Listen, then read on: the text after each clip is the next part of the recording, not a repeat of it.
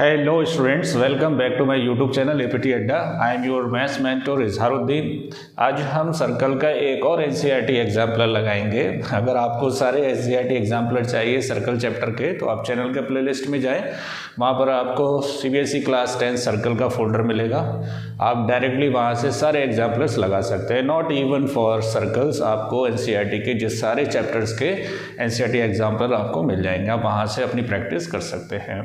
अब क्योंकि आपको मालूम है कि टाइम बहुत करीब आ चुका है, हार्डली 2 मंथ ही बचे हैं सीबीएसई बोर्ड एग्ज़ाम के लिए, तो आपको क्या करना है, एनसीईआरटी लगा चुके होंगे आप, एनसीईआरटी एग्जाम्पलर की प्रैक्टिस करिए और साथ साथ में कोई अच्छा सा सैम्पल पेपर लगाइए। जो सैम्पल पेपर लगाने से आपके जितने भी कन्फ्यूज़न है वो दूर होंगे, आपका टाइम मैनेजमेंट अच्छा होगा कि पेपर को टाइम पर कैसे फिनिश किया जाए, और उसके अंदर क्वेश्चंस का पैटर्न क्या होता है वो आपको मिलेगा, और उसके अंदर आपको एक कॉन्फिडेंस लेवल मिलेगा कि हाँ पेपर इस टाइप का आएगा तो मैं इसको आसानी से लगा सकता हूँ।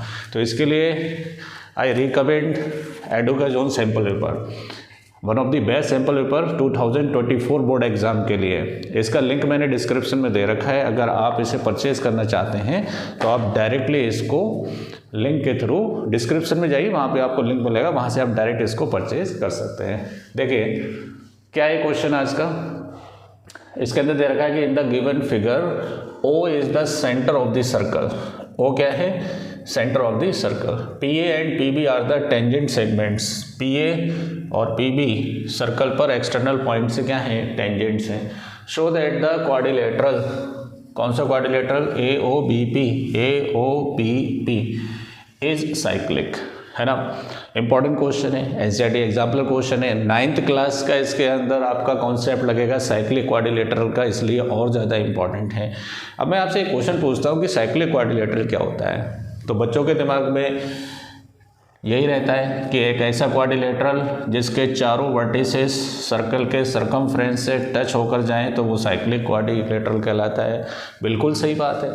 अगर मैं बात करूं किसकी, ए बी सी डी की, तो ये कैसा क्वाड्रिलेटरल है? साइक्लिक, क्योंकि हमें बताया गया है ऐसा कि इसके चारों वर्टेक्स सर्कल के सरकमफ्रेंस को टच करेंगे तो ये साइक्लिक होगा।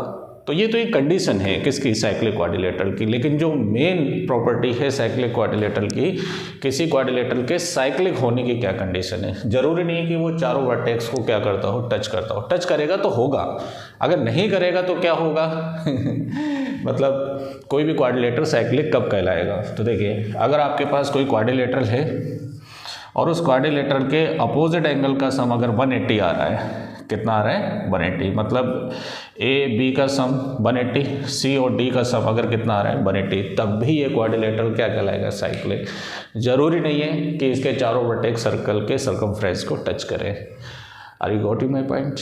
Very good. मैंने क्या कहा, समझ में आया आपको? हाँ, एक तो ये कंडीशन होती है और एक ये कंडीशन होती है। इसके लिए ज़रूरी नहीं कि सर्कल के सरकमफ्रेंस पर चारों वर्टिसेस के टच करें।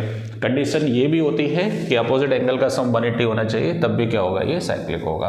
अब ये बात इसके अंदर भी फिट होती है ना। अगर आप इसका सम निकालेंगे तब भी इन दोनों का सम 180 होगा, इन दोनों का सम भी कितना होगा? 180 होगा। तो ये 9th क्लास का मैंने छोटा सा कॉन्सेप्ट था, रिकॉल करा दिया है। अब तो आपके लिए बहुत आसान हो जाएगा। देखिए कैसे, ये टेंजेंट है और ये रेडियस है, तो टेंजेंट रेडियस की क्या होती है? परपेंडिकुलर। तो ये एंगल कितने डिग्री हो गया? 90 डिग्री।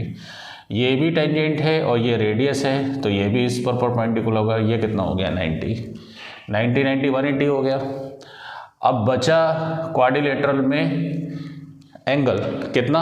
180, क्योंकि चारों एंगल का सम कितना होता है? 360 होता है। 360 में 180 आ चुका है, तो इन दोनों का सम भी कितना होगा? 180।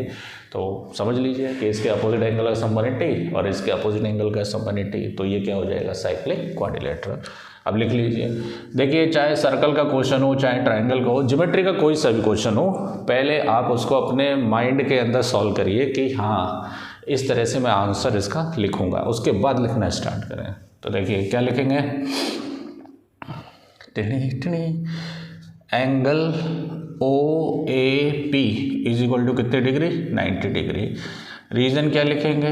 Radius perpendicular to tangent, radius perpendicular to tangent. और दूसरा एंगल ओ बी पी, ये भी कितने डिग्री? 90 डिग्री। ऐसे भी लिख सकते हैं कि O B O B perpendicular to P B, ऐसे भी लिख सकते हैं आप, ठीक है, O B perpendicular to P B. Now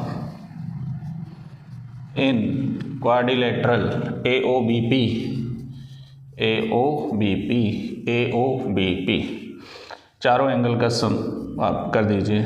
O A P,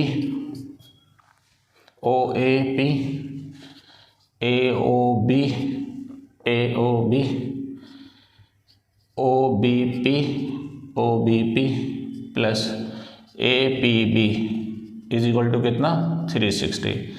angle sum property, चारों एंगल का सम कितना होता है 360 होता है। अब ओ ए पी कितना है 90 और ए ओ बी पता नहीं है प्लस ओ बी पी कितना है 90 और ए पी बी पता नहीं है, इक्वल टू कितना हो गया 360। 90 कितना हो गया 180 plus A O B plus angle A P B is equal to कितना हो गया 360।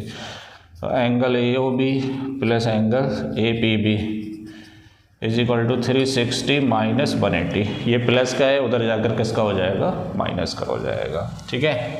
अब देखिए therefore angle A O B plus angle A P B is equal to कितना 180।